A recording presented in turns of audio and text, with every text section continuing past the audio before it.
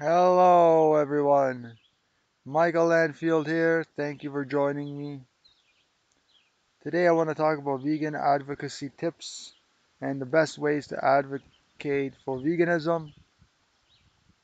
This is specifically when you're just talking to people around, either online or personal one-on-one, or in a classroom setting or things like that.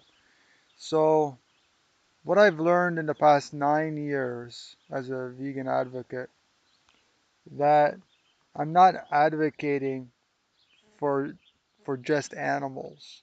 That's why I used to call myself an animal rights activist, but no longer do I do that because I actually promote veganism. I share veganism with people. I do not share animal rights with people, though I do on occasion add that into my conversations. But I do not advocate for animals. I advocate for all beings, all life, but of course, mostly animals, non human animals. So, in the 9 years that I've been vegan, I found that if you are loving, honest, and genuine, people will respond with you well. Now, they might justify some things, but the whole idea is not to be against them, not to see them as someone that's different or other, but see them rather as you were before. So I was eating animals and animal products for the first 26 years of my life, and I remember how I was when my sister was trying to educate me on vegetarianism back in, I don't know what it was, 2000, early 2000s. And I remember how she was educating me, and I just didn't want to listen. And after like less than 5 minutes, she stopped and she didn't educate me anymore about vegetarianism. I think she had bad experiences with other people, especially with family. And I have found the same thing when it comes to family and close friends. So I usually don't talk to them about veganism anymore. If they ask me, or if they just want to know why I don't eat animals and animal products, I will tell them. But otherwise, basically, I don't talk about it with my family. I might send them here and there some articles or some books or whatever, but I won't talk to them directly about it. When it comes to people I meet on the street or just people I meet in day-to-day life, I will specifically tell them. I mean, it depends on the situation, for sure. But there are a few tips that I want to provide that will really make your experience even better. Now, one thing that we can do is often ask questions. So ask these people questions. Try to get at their heart. Try to open up their heart. Try to reawaken and plant love within them. So that's what you really want to do. You don't want to see them as an other. You want to see them as pre-vegan, like they're going to go vegan at any time. And all you have to do, and depending on how long you have with them, you might have just a minute, or you might have 10 minutes, or you might have half an hour. So that's the whole key is if you usually people have between 1 and 10 minutes with someone when they're out leafleting vegan leaflets or they're out with some kind of group doing vegan outreach. They usually have between 1 and 5 minutes usually, but at most maybe 10 minutes. So ask them questions. So that's a good thing. Ask them questions. Like for example, if someone were to say to you, Oh, I love animals. It's like, oh, you love animals. Wow, that's great. Do you have a companion animal at home, a dog or cat? And start off the discussion like that. Or have you been to the zoo? These things, and it starts the discussion. Or do you eat animal products? Do you eat animal foods? Something like that. And what's happening is that you're directing. I really don't like using the word you. So a lot of times I don't actually use the question, but sometimes it can help. Sometimes it can help. What you really want to do is listen to the person, listen to their story, their side. And when they say something that is totally untrue or something that is coming from justification or egotistical manner, then you can address it. But I like to address it as in telling a story. And a lot of times I always tell my story in the I statement. So I went vegan, or I saw the light, or I had a vegan awakening or spiritual awakening because, or whatever. Like tell your story, basically, is what you want to do.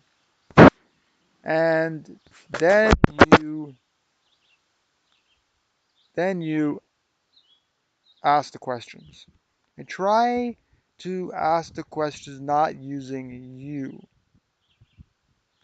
but using we. Like, for example, do you think that humanity can really get out of the mess that we're in this world? Do you think, or what is your opinion? Or, like, um, when you ask a question using you, they kind of feel like you're being judged, unless you just ask them a question like, do you have companion animals at home? That's not really judging them at all. You're just asking them if they have companion animals at home.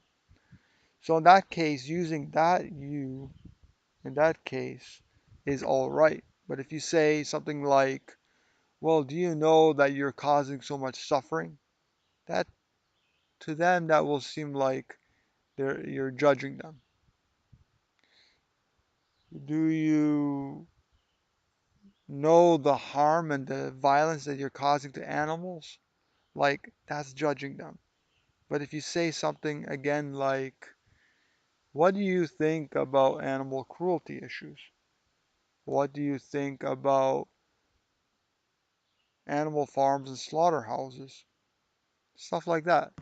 Because you're just asking them for their opinion. You're not judging them. So in those cases, it is all right to use you. But we should strive to use we or us or I rather, because you can only tell your story. That's that's the only thing. You can only tell your story, and they cannot argue your story unless they had a similar experience and their experience was different. Otherwise, they can't argue your story. So you tell them how you went vegan and what experience it has been for you for the past whatever amount of years you've been vegan, and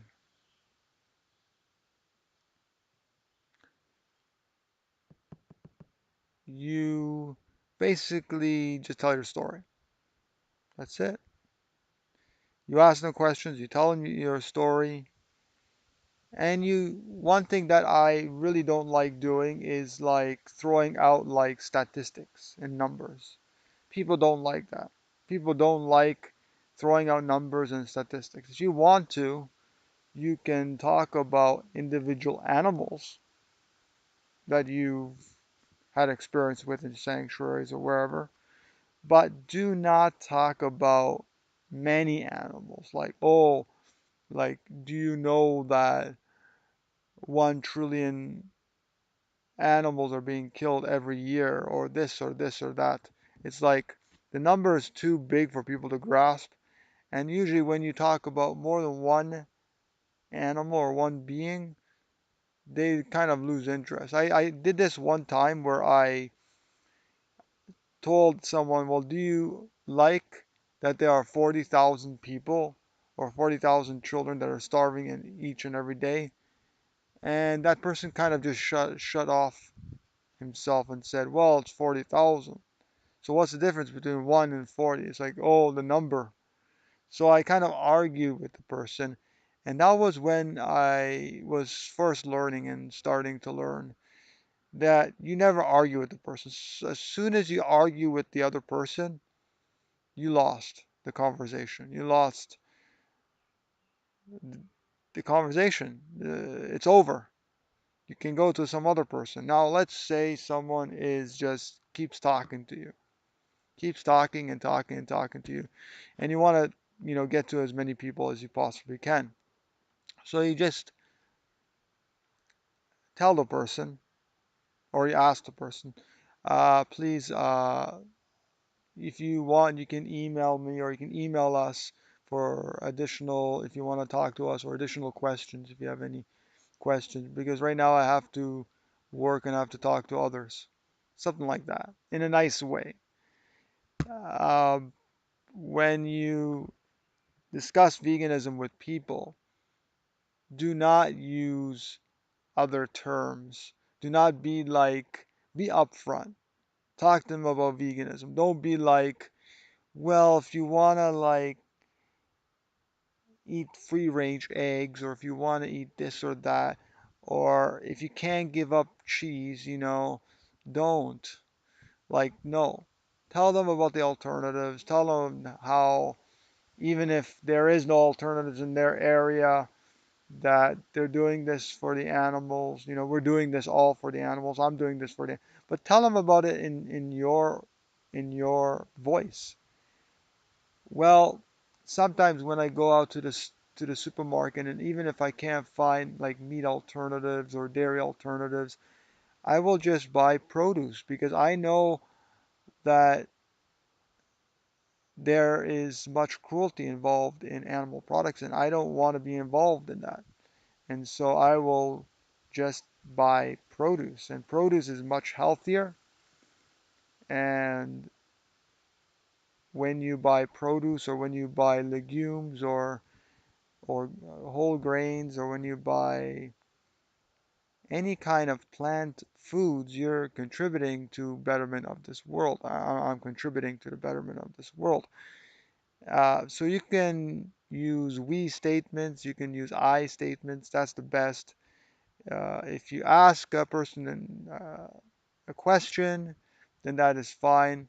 Like, do you have any companion animals at home, like I mentioned? Or do you know anyone else, uh, do you know any other vegans? That sort of thing. Why are they vegan? All these things, but never to really judge these people. Like, why aren't you vegan? Like, you can say that actually. You can say like, why aren't you vegan? And ask them, and then have a discussion over that. So it's not judging them, it's just asking them why aren't they vegan.